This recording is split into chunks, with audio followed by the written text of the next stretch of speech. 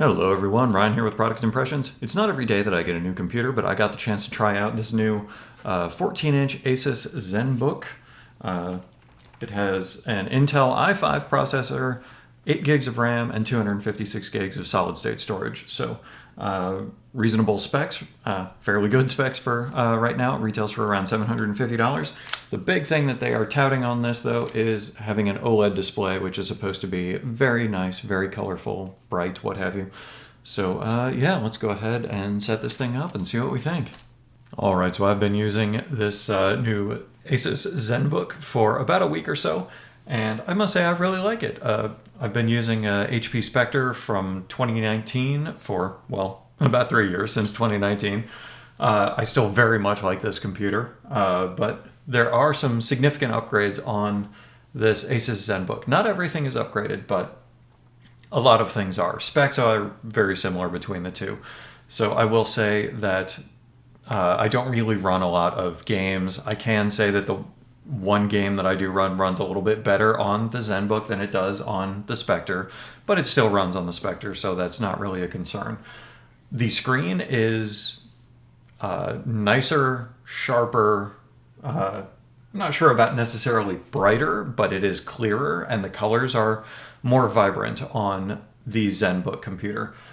If we come a little bit closer to take a look at that, you can see things look a little bit more balanced on the Zenbook computer than they do on the Spectre. This one has the Zenbook has an OLED display versus a standard LED screen on the Spectre. You can see the reds seem a little bit more vibrant. There's a little bit more contrast in this display than there is over here.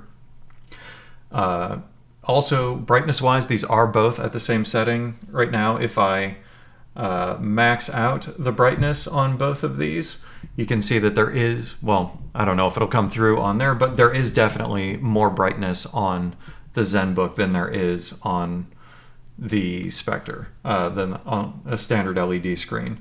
Also, another thing is that this Zenbook screen is, I saw a little sticker on here, Pantone Verified, which means that the colors that are shown are actually standardized across any display that is Pantone Verified. So this is going to be something that is good for people who actually do visual arts and video, things like that, because what you see on your screen will be what the other people who are watching will see. The colors should be accurate across these different displays. One thing that I did notice, which seemed a little bit odd, is when you dim the display down, this is about as far down as it goes, and I would say that it may not come through quite as well here, but for some reason it seems like reds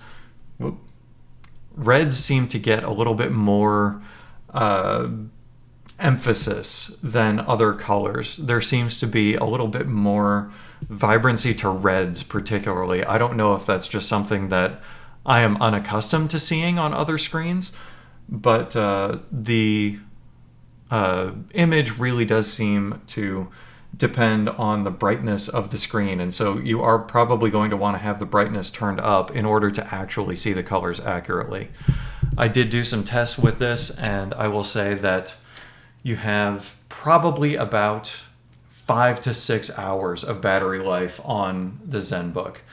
You can definitely get better battery life elsewhere. The main selling point for this is going to be the screen.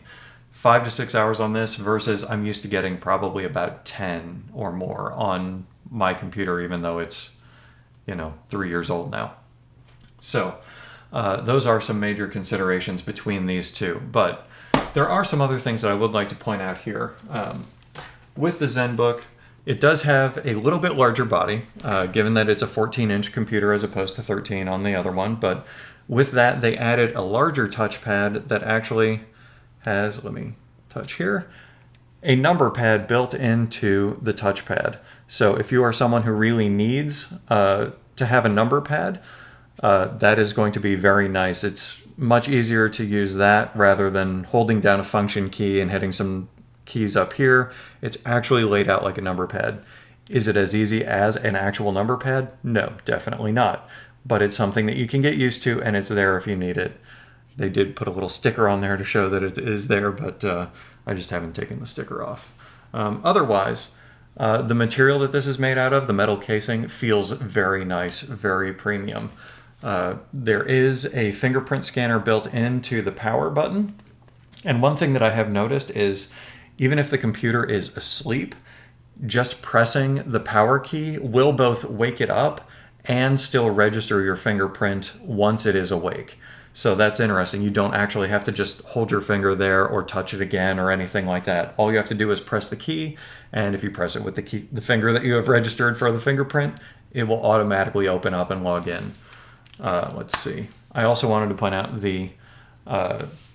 just the material feels very nice and it looks very nice. It's nice to have something different from a standard silver that you see on all computers versus this, kind of a midnight blue on here. I really like seeing something other than a standard aluminum case versus a black plastic that almost all computers come in. Port-wise, on the left-hand side, you do have a regular USB port. These are just ports for the fan. And on this side, you have two different Thunderbolt ports, which is very nice because you can connect both a docking station and still have another port open. If you want to connect a separate accessory that uses a Type-C connection, something like that. You do have a micro SD card reader and an HDMI port, which is very nice. You don't usually see HDMI ports on laptops that are this slim, so that is particularly nice.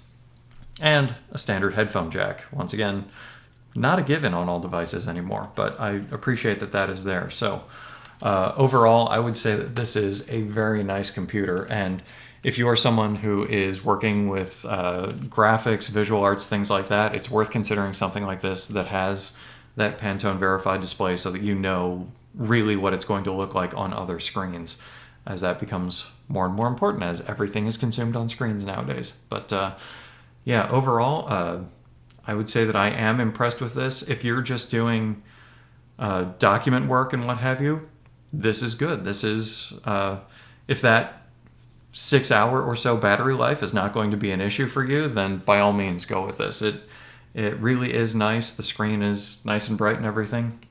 You can find better battery life elsewhere, but as with everything, that is a trade-off. This is supposed to be about $750, and my previous computer was like $1,400. So bit of a significant drop there for better performance now, but reduced battery life. So there's a little bit of a trade-off and everything.